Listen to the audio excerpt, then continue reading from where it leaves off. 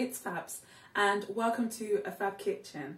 Today we are doing the final episode of Jeremy Pan's Chinese Unchopped, and today is a special one. It is a magnificent recipe, and this is why I saved it for last. So this is like a signature dish, I guess, that is in all the Chinese takeaway shops. So today we are doing the Succulent Crispy Chilli Beef recipe. Like, I don't know about you guys, but when I was growing up, every Chinese takeaway we had, you best know we ordered that chili beef. Oh Lord. So I'm really hoping, like literally fingers crossed, that this recipe is good. We are starting off marinating our meat. So it calls for rump steak and to slice it nice and thinly. So I've already got my steak. I've already sliced it. It always says easiest to slice it when it is hardened from the freezer, so just freeze it a little bit, half an hour before cutting it. We're going to chuck our marinade in.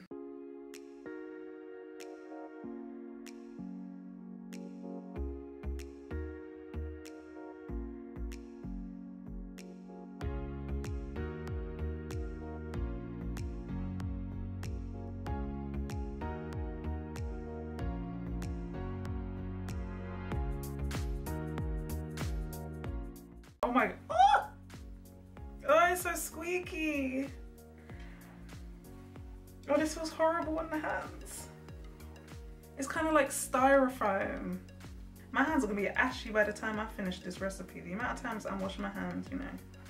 You know what, you do get used to the texture after a while.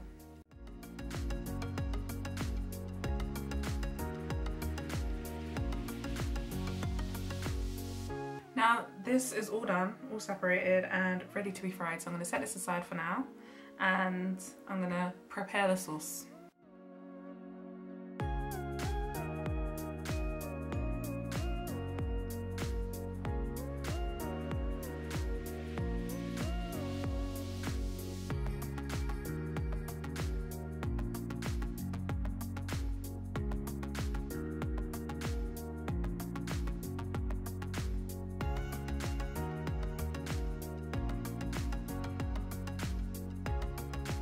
They're actually supposed to be fresh, but I don't have any fresh ones.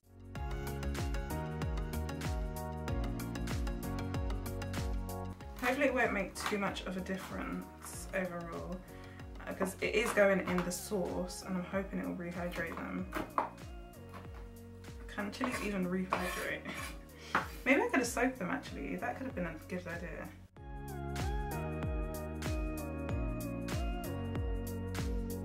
Now I'm just gonna mix all the sauce ingredients together.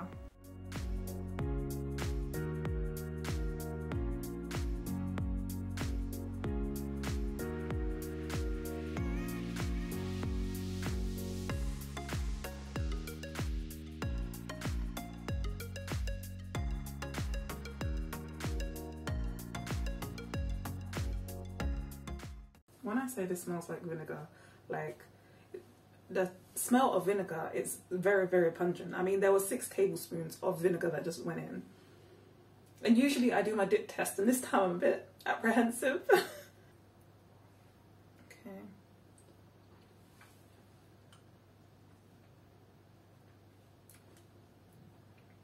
Like, the vinegar is strong, but this is good. This is really good. Like, you've got like the sourness from the vinegar, but then there's so much honey in there, like it tastes so good. Like, this is a really good like sweet and sour sauce. Like, it's great sweet and sour balance. I'm liking this so far. We'll see if this holds out by the end of it. Now we are going to deep fry the beef. So we're just going to fill a pan up halfway with oil. So let's get that heating up now. These are actually cooking chopsticks, and I actually have not got the hang of them. I don't know why I was so aggressive with that. I have not.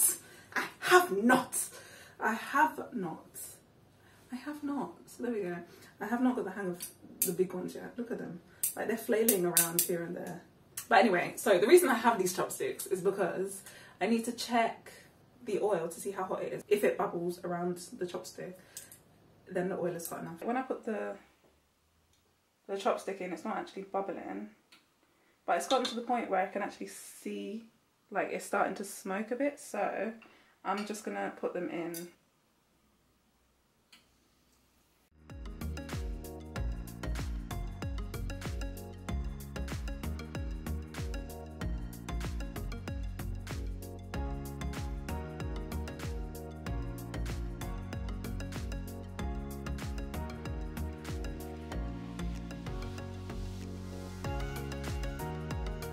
Now we are going to stir fry the ginger, the garlic and the chilies, and everything's going to come together very soon.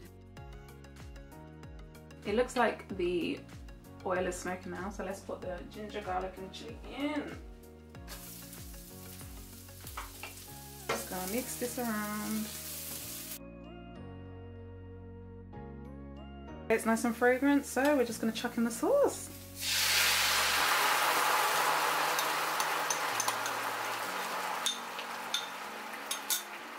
Okay. Bring to a vigorous boil. So we're just gonna chuck in all of our beef now. Oh my gosh, it's almost ready. Beef is in. We're just gonna mix it all together. It says to give it a chuck in a wok, and I think it would definitely be easier, this process. Once everything is coated, this is ready. Oh my gosh, this looks so good. It smells divine. It is ready, yo. It is ready. So I'm gonna plate it up, and then I'm so excited to try this. I still have not had lunch, and hey, today's a bit later, so it's justifiable. It's 10 to 4. So we're gonna munch. Munch, munch, munch, munch. Munchy, munch, munch.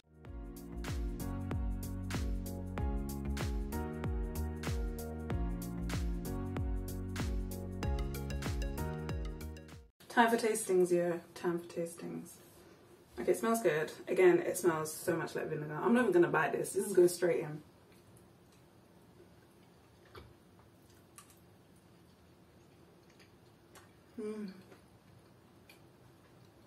It is really nice. Like, I personally think the vinegar is a little bit overpowering. The beef is like cooked to perfection and it's lovely, and it is lovely and crispy, and I did try it before and it was amazing. I would have happily eaten it like that. And I think it is nice.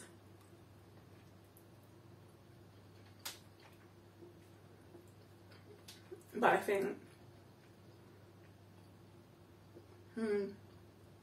I do think that there is too much vinegar. If there was a tiny, like a teaspoon less, I think this would have been perfect. And I can't really taste the chili, but this could be because it's dried. I think I'm gonna try this recipe again. So literally after eating that, I literally couldn't finish the bowl. There was way too much vinegar. And when I say way too much vinegar, like, oh my gosh. Like, the fact that I couldn't even finish the bowl is disgusting.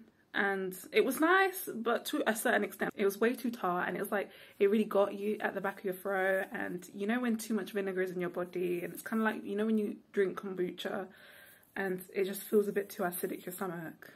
That's how it felt on my stomach, and it definitely tasted so much nicer before adding the sauce to it. It was so nice straight after deep frying. So I don't know, I'm not even sure if I want to retry this recipe. Round 2, here we go. So I haven't actually put all the beef in the mixture simply because I don't want to waste food again. And I just, because like literally last time you saw my reaction, it was bad. It was really bad. So, oh my gosh, let's try it again. I'm really worried for this. I've changed it up a little bit. I've used normal ketchup rather than a reduced sugar. So I'm thinking, you know, sugar like counteracts vinegar. So the fact that it was reduced sugar meant that like the tomato ketchup was like more vinegary. So this is my theory. And I've like proper leveled out each liquid. I've leveled out the chinkiang vinegar. I've leveled out the honey. I'm not sure I put enough of the honey in last time, but there's nothing left to do than eat it. Let's try it.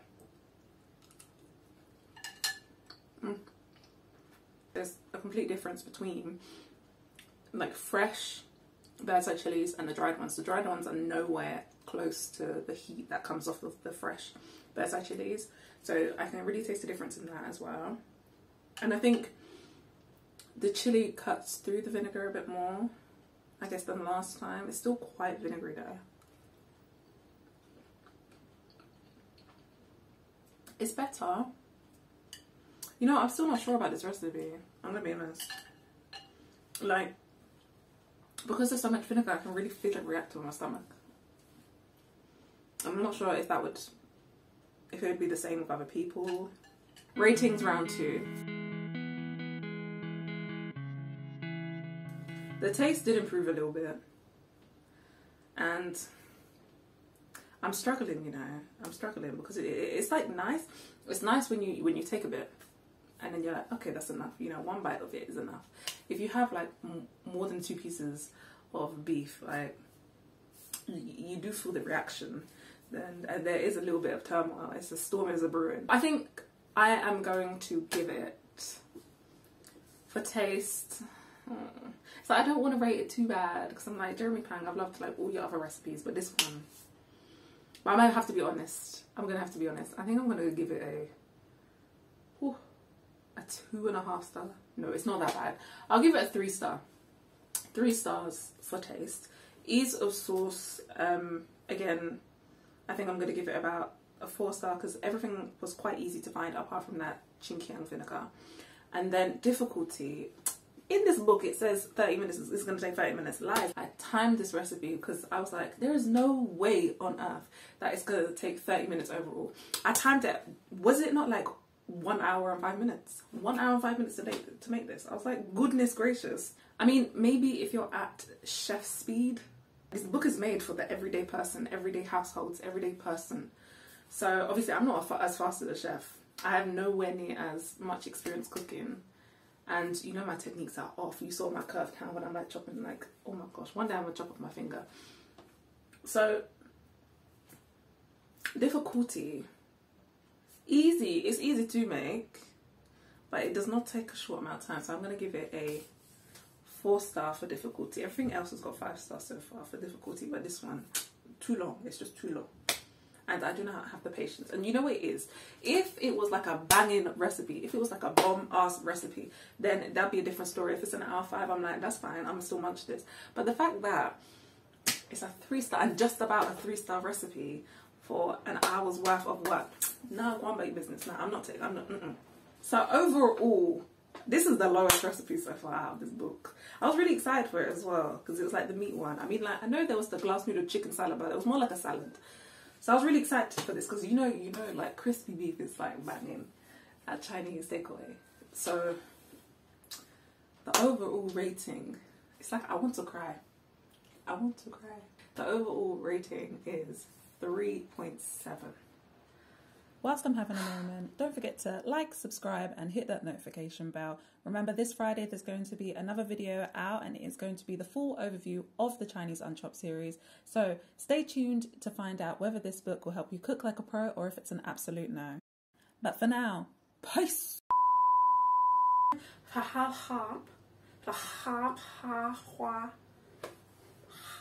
Chopsticks.